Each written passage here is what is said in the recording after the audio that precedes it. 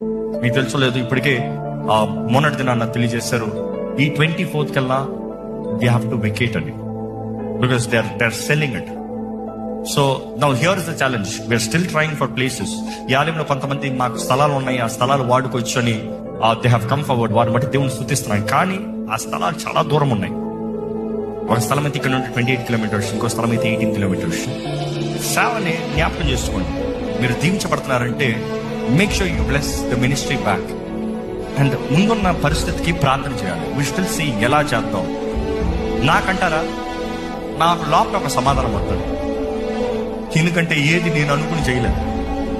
ఏ ఒక్కరోజు ఎట్లా వెళ్తుంది అని నేను ఊహించను.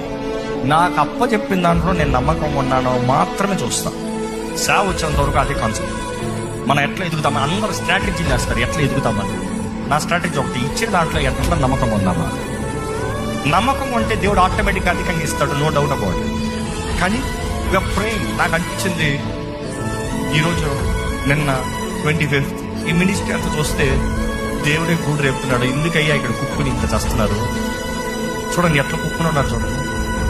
ఎందుకు ఇంత కష్టం? చక్కగా స్వేచ్ఛగా ఫ్రీగా పోవచ్చుగా. I don't know what God's plans are. I don't no.